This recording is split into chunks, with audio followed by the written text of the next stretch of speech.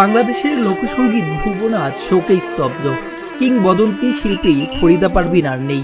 কেউ নীরবে কান্না চেপে রেখেছেন, কেউ আবার কফিনে রেখেছেন ফুল।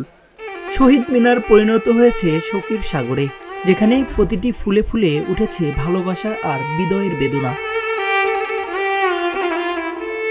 কিংবদন্তি শিল্পী ফরিদা পারভিন ছিলেন লালন গীতি ও বাংলার লোকসঙ্গীতের এক অনন্য প্রতীক। আজ সেই ফরিদা পারভিন শুয়ে আছেন নীরব নিথুর দেহে।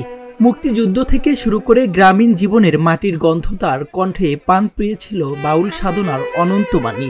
কিন্তু আজ সেই সুরকারিণীকে বিদায় জানাচ্ছে পুরো জাতি।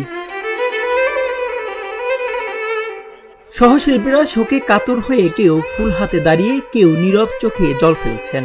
প্রিয় শিল্পীকে ঘিরে শহীদ মিনার আজ শোকার্ত মানুষের সমুদ্রে পরিণত। সহশিল্পীরা বলছেন, বাংলার লোকগানের ইতিহাস তার অবদান অপূরণীয়। যে একজন ফরিদা পারভিন চলে যাওয়া মানে কিন্তু আসলে এককভাবে একটা ব্যক্তি চলে যাওয়া না, একটা সময় চলে যাওয়া, একটা পর্যায়ে চলে যাওয়া, একটা মানে মহাপ্রস্থানের মতো।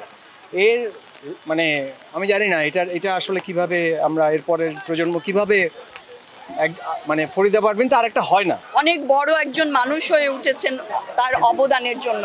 তিনি সারা বিশ্বে ওনার সমস্ত প্রতিভা ছড়িয়ে দিয়েছেন, আমাদের বাংলাদেশের মুখ উজ্জ্বল করেছেন সারা বিশ্বে।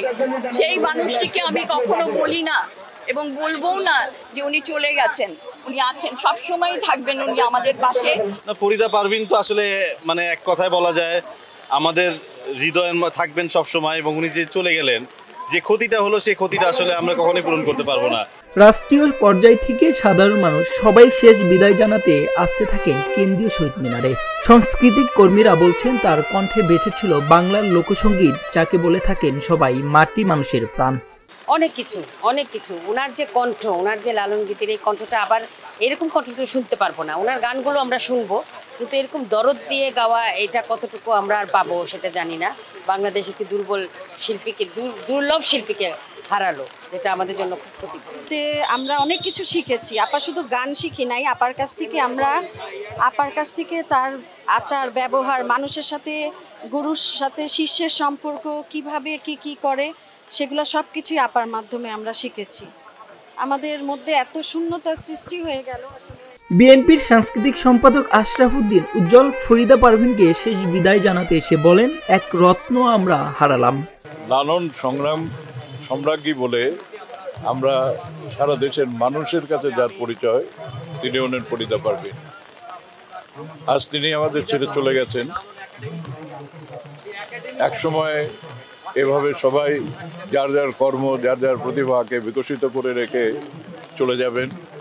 বাংলাদেশের যারা এই শিল্পীর ভক্ত, অনুরাগী এবং তার গান শুনে যারা বিমোহিত হতেন, তাদের তরফ থেকে বিএনপির চেয়ারপারসন দেশনেত্রী বেগম খালেদা জিয়া, ভারপ্রাপ্ত চেয়ারম্যান জনাব তারেক রহমান এবং বিএনপির মহাসচিব জনাব ফখরুল ইসলাম আলমগীরের তরফ থেকে, সবার তরফ থেকে আমরা এই লিজেন্ডারি যে একজন সঙ্গীত শিল্পী, সেই সঙ্গীত শিল্পীর প্রতি শ্রদ্ধা জ্ঞাপন করছি। ফরিদা পারভিনের চলে যাওয়া বাংলা লোকসঙ্গীতের আকাশে নেমে আসা গভীর অন্ধকার, যে কণ্ঠে উচ্চারিত হতো, মানুষ ভজলে সোনার মানুষ হবি, সেই কণ্ঠ আজ নীরব। তবুও তিনি গান দিয়ে বেঁচে থাকবেন মানুষের মাঝে। রাকিব আলী, ঢাকা জার্নাল।